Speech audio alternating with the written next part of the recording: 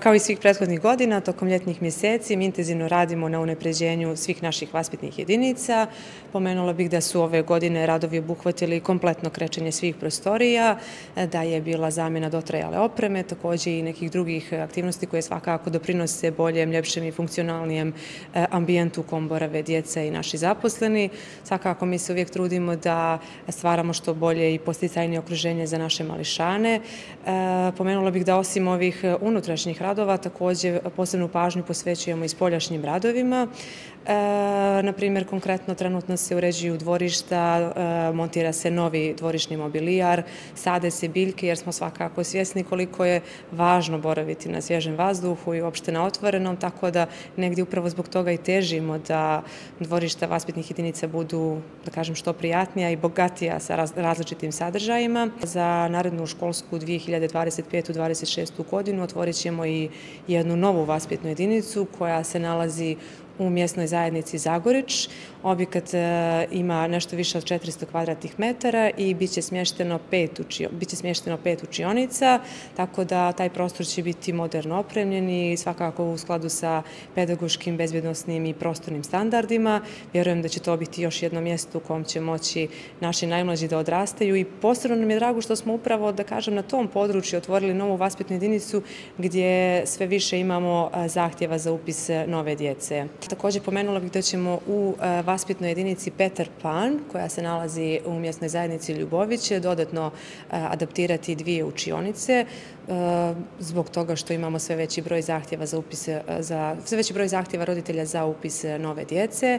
Također trenutno su u vaspitnoj jedinici Zvončić radovi u toku. Demontira se krovna konstrukcija, bit će postavljena nova.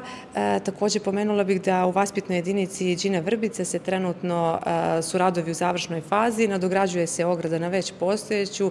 Eto, mi se nadamo da ćemo na taj način riješiti sprječavanje ulaska neovlaštenih lica, da ćemo svakako pojačati bezbjednost, što nam je važno, a ujedno ćemo i sačuvati imovinu naše ustanove. Također pomenut ću da u vaspitnoj jedinici Bubamara trenutno se montira dvorišni mobilijar koji će se nalaziti u dvorištu sa prednje i sa druge strane pomenutog objekta. I u vaspitnoj jedinici Stara Varoš nabavljena su sredstva kojima ćemo obezbijediti novi dvorišni mobilijar na radost djece i roditelja koji se nalaze u tom dijelu grada. Također vaspitna jedinica Ljubović će tokom ovog perioda biti okrečena i u vaspitnoj jedinici Jelena Četković bit će zamijenjena stara bravarija. Za ovu školsku 2025-26. godinu mi smo imali 1335 prijava za novo upisane djece. Također ukupan broj djece iznosi 5560. Koliko će nova vaspitna jedinica rasteretiti možda i Mali Princ, a možda i neke okolne vrtiće?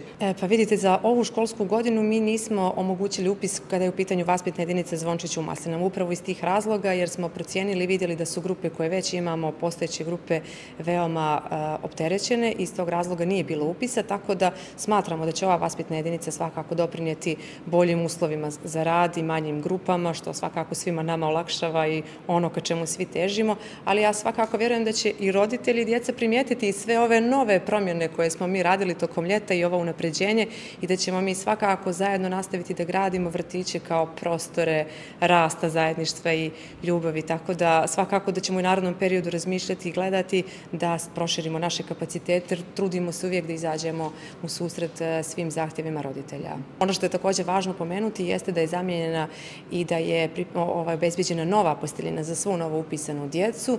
Također nabavljene su nove mašine za pranje i sušenje veša i nabavljena je nova kuhinjska oprema, čime je i riješen dugogodišnji problem u segmentu ovog rada. Mi vjerujemo da ćemo na taj način obezbijediti kvalitetan, funkcionalan i rad kako vešeraja, tako i kuhinje.